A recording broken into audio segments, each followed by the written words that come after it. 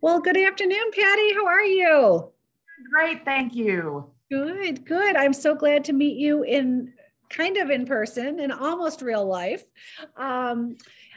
For anyone who's joining us for the first time, I am Melissa McLeod here at the Wool and the Floss in Grosse Pointe, Michigan.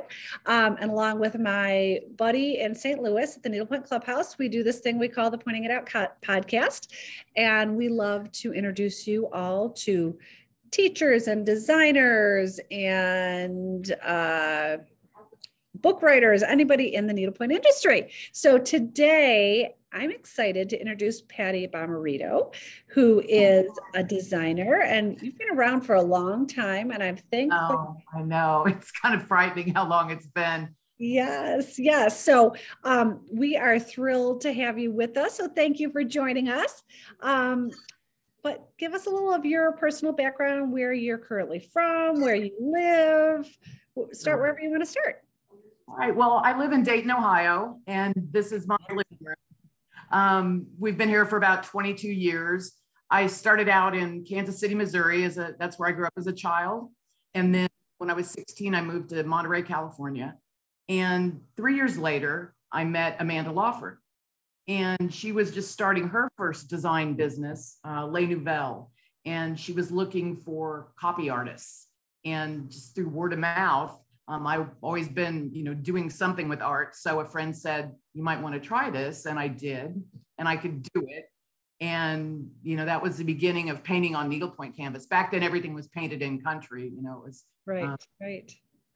Artists or designers just use their local people. So that's how it started. And I painted for her for about, until my early 20s, and then, moved away and got out of it and worked, event management, program administration, real jobs, according to my father. Yes, yes. I still say that about what I do now, that this is still my fake job because I gave up my real job. So yeah, I know. It's pretty amazing to be able to make a living in such a cool arty industry, because so many people who go to art school, it's you either become a teacher or, you in an office. It's hard to make a living selling your art. Right. So speaking of which, do you have any educational background in art, or is this just God-given talent? I was an art history major, and then I changed to graphic design. Okay. And studied graphic design and was doing a lot of freelance work in that field. We moved to Ohio in 2000, and so that's what I was going to do. I was going to work in graphic design. And then I just happened into the local needlepoint shop, Park Avenue Needlepoint. Yes.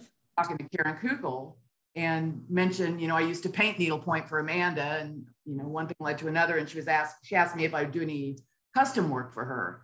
And I did, while I was going to school, I did a lot of custom work for her, and then reconnected with Amanda. It's just one thing leads to another, and everybody, why don't you design up a line? And I think I did my first show in Columbus in 2001.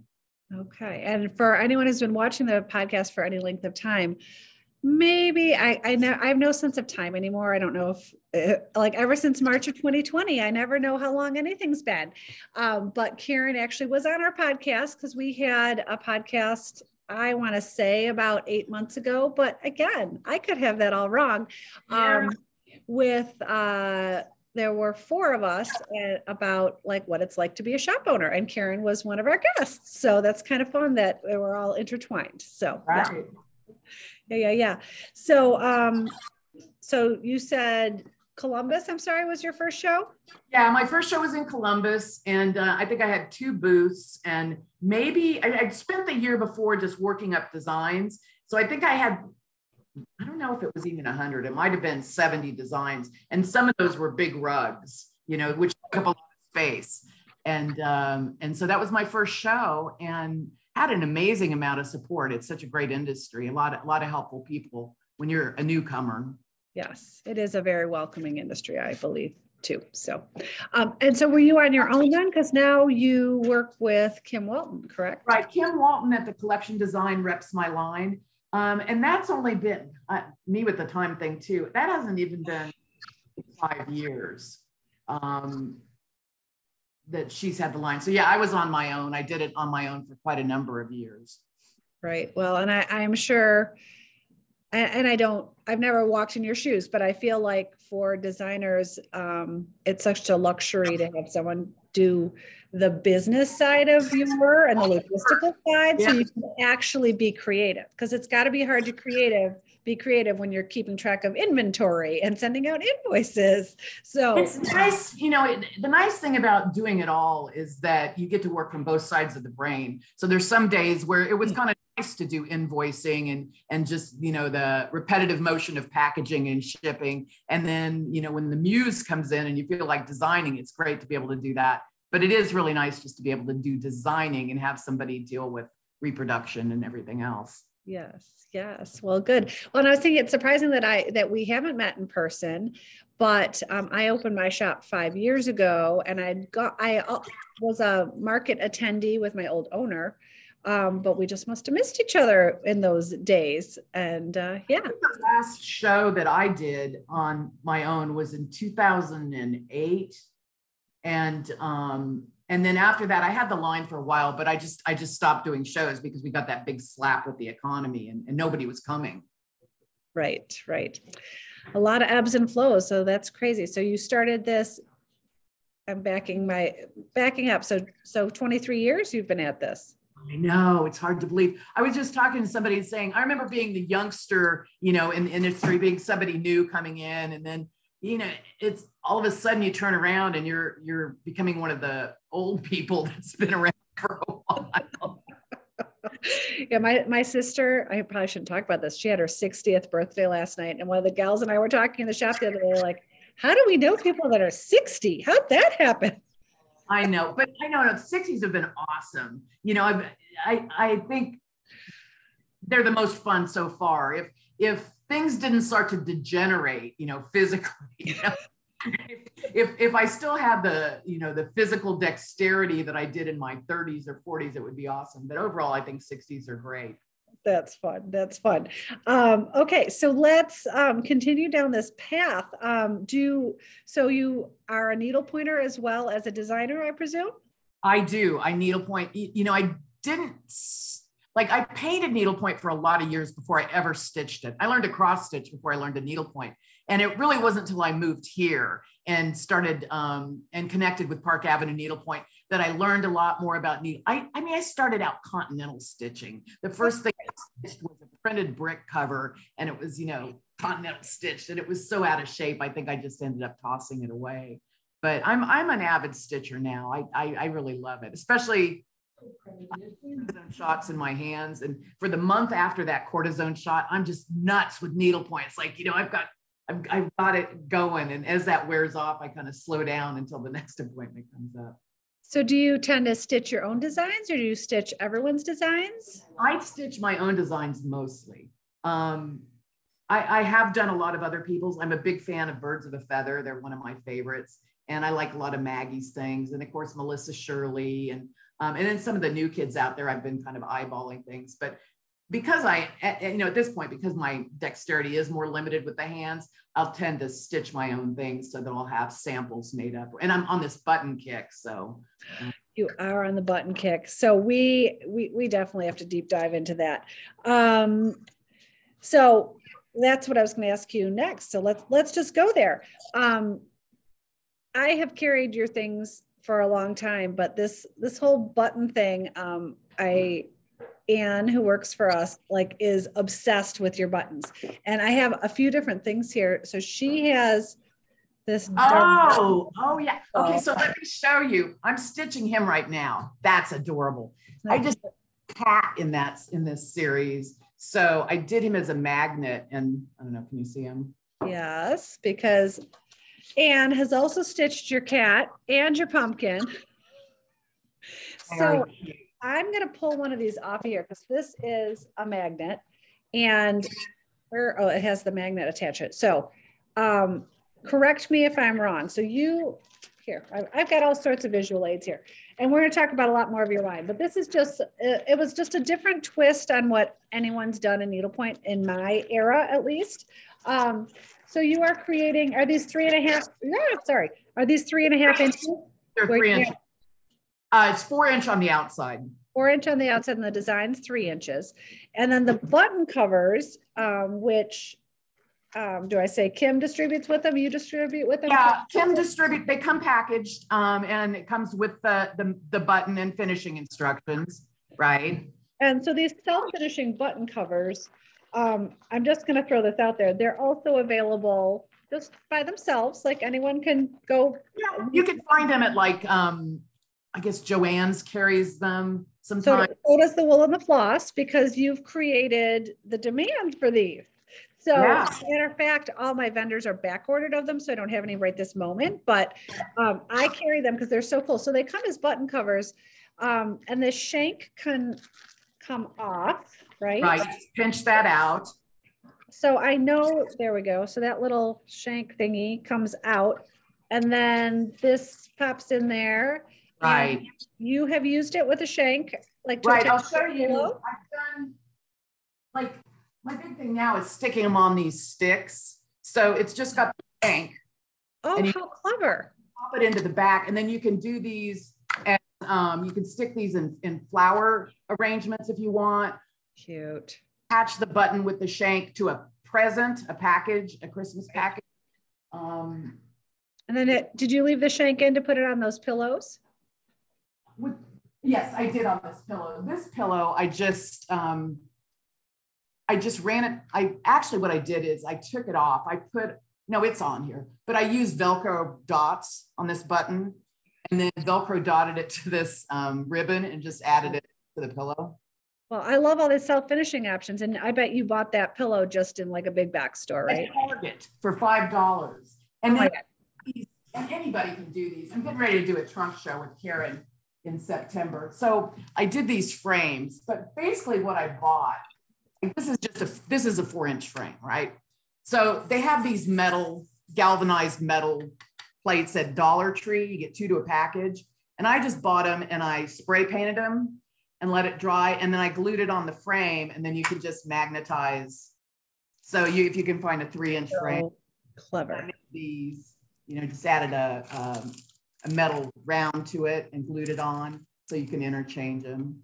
And just to manage people's expectations, like ours has a magnet on the back of there, but these are, I think, 1.5 neodymium. I always have a hard time saying that, magnets that you just use some E6000 glue to glue on there. Is that what you usually do? Or hot glue. I mean, this is just a little, inexpensive magnet that works. Right. I found some cool magnets at Dollar Tree. I mean, they work. It works, so right? So, yeah, so I just super fun. And you have a bunch of Halloween designs. You have some everyday designs like this anchor, Valentine's Day. Right. There's Valentine's Day. There's Christmas. There's what else? There's Happy Birthday. Thanksgiving. There's a darling turkey. Right. There's a turkey. I haven't done anything for Easter yet. I think the closest for that is St. Patrick's Day. But so there's a lot of seasonal stuff. There's kind of 4th of July. There's a summer series. It's like pinwheel and fireworks, and I forget what the other thing is in there, but I tried to add some summery. I think I must have missed those. I was looking at the collection's website the other night, and I somehow missed that, because as I like to talk about here and there, I am a 4th of July baby. So I'm all about the patriotic. Are you?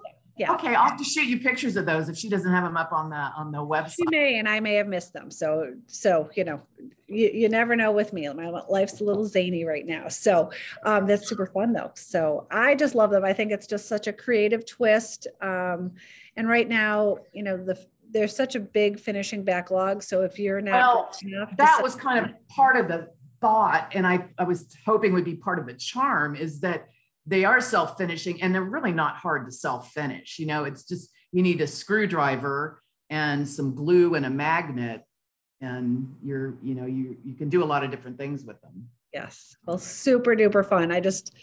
I love a different twist on things. I had someone come in the other day and they were very excited about the things in our shop that showed you like how to actively use needlepoint in your life as opposed to just something else framed on your wall, was their comment. They're like, you only have so much wall space. And so they love the fact that we're putting things on purses, putting things on metal basket, just using it as home decor as opposed to. And that's kind of where it was like when I was a kid, when I was growing up in the 70s. I mean, it was all about make your own needlepoint and then make it into something. And it was pretty user friendly. And now it's really refined because you have all this beautiful finishing by people. But I think it is fun kind of when you can take it old school and do a little bit yourself. Well, and especially that instant gratification, like, if you finish something now, you're probably waiting for 6 months, maybe longer for your finished object. So to be able to stitch something like this up a 3-inch round probably took Ian a couple of 2 nights hours, and then probably finished it the next night. So yeah. Affordable enough that you can give them away. I mean, you don't mind. It's not $100 investment. So you can stitch them up pretty quick, and it's not too bad to part with them. Absolutely. Well, we just restocked a bunch of them because I just think they're so fun. But I know that there's a lot more than just your buttons in your stitching line. So give us kind of a rundown on what else you've got going on. Well, in the A line, the A line is sort of the general line of my designs. And it started with A201 when I started, and it's up to I don't know, 400 something now. So that's sort of the main line. And when I started out, and I've kept it up, I do a lot of flags. I do a lot of toile. And some of my longest term sellers have been flags and toile. And I'll show you this design was A203 or 201. And it's this flag that's been around for over 20 years. And it's a constant seller. You're going to see it backwards, I think, but it's been around forever and it's still popular. And then this flag, A203, so like the third design I started, that's been around forever and it's still a pretty big seller. And then this was the first toile I did, this bunny toile, and it was design 13 and it's been around forever. So nice. And I know one of your, I don't want to say new, but newer pieces, I believe, are those flag coasters that you have. Right. We've had those a few times. So, but they kind of have a little of the birds of a feather feel that you said. Right. That sort of folk arty Americana feel. Yes. Well, and speaking of that, I love your kind of quilted renditions, the pinwheel quilt. And that has to be probably an oldie but a goodie and keeps on giving, I would guess. That one's done well. Really, all the flags have done sort of well. One that was a big flop. You try to come up with new flags ideas that that are a little bit different. And I did this flag. It's probably 15 years ago, at least 10 years ago, and it was based on vintage game boards. So it was kind of a combination of like a roulette wheel and I think a backgammon board. And it was a pretty big piece and it was a resounding flop. It just, the size and the color, and it was a little too abstract. Like people don't mind the folk art, but they kind of still want it representational of a flag. So they, at least with my designs, they don't seem to like it if it gets too far out there. That is very funny. So when you say it's a flop, did you sell any of them? I think I sold one. Well, everything can't be a winner, right? That's it. You try. And a lot of times designs that I've done where I was kind of like, I don't know. And they've been big sellers. There's a sign that I did a long time ago. And I did it right before a show. And it was just sort of a last minute thing. And I was like, I don't know if this is going to go. And it's been a huge seller. So you just. So funny. I know you never can tell. That's what keeps life interesting, right? So I wanted to ask you, sorry, I was a little distracted. We had a customer pop in the door that I wasn't expecting. Do you quilt, or was that just something you had an appreciation for? No, but my mother was a big quilter and my sister is a really big quilter. Okay. And So the influence is around me, but I'm not good with the sewing, or I'm not good with anything that requires engineering or, piecing together. That's never been my strong suit. Well, you've got lots of others. So speaking, you said that was a little bit of your influence for that. So where do you get most of the inspiration for your designs? Do you have any feel for that? That's always such a tough question. I think it comes, it's some kind of visual input. So, sometimes it's color, being out and being influenced by colors. I'm sure I'm influenced by what I see from other artists around. You try not to be, but right. So it's kind of hard to tell. What I tend to do a lot of times is, this worked well for me, having an assignment.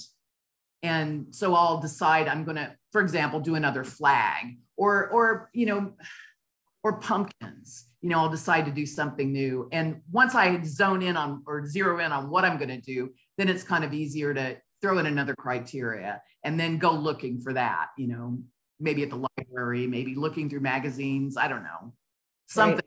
Right. Some creativity. So I'm going to circle back for a minute. I hate to keep going on about this, but how did you suddenly decide to do these self-finishing button covers?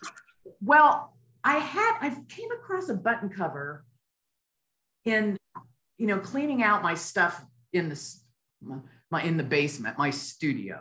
And I came across this button cover, and I've come across it a bunch of times. It was missing the back. And so I never did anything with it. And finally I thought, I just thought, why don't you try something with this? And I had a bunch of 3-inch rounds in my line. Right. And I think the first one I painted up was a dots, a bunch of different colored dots, and stitched it up, and that went fast, and put it together and attach it to a pillow. And it didn't even matter that there wasn't a back on it, because it attaches right to the pillow. Well, geez, that was the start of it. And then you start thinking what else you could make with them. And then, a follower on Instagram, it was actually her idea to do a frame and then interchange out seasonal, it'd be nice if you'd had a way to attach it to, and that sort of sent me down that road. So it just one thing led to another. And it does become kind of addicting because it's so quick. And it's like, there's so many things you can do. I'll be out looking, and it's like, at bags. Like I did these, these straw bags are really easy to glue them onto, and, it's not hard to find them. So it's just, you see something and it just kind of builds from there. It kind of pushes that crafter button in me, but it sort of satisfies that desire to create some crafties. For sure. So you alluded earlier to the numbering system in your line. So how many pieces do you think are in your line? Do you have any idea? There's probably actively in the line. I just looked at this, and I don't know why. I think there's probably about 500 active designs in the line, and probably another 200 that have come and gone, or that I've retired, that just, some of them might be worth bringing back, but whatever, I just culled them out. Right. Well, like the game board, it takes up a lot of space, and if people aren't snapping it up, it doesn't sell. This is one I stitched. I did this series of these pretty vintage door stops, old door stops, and this is a master. You can see it's all dirty around the edges. So I pulled this out, and I might add this series back in. But, super cute.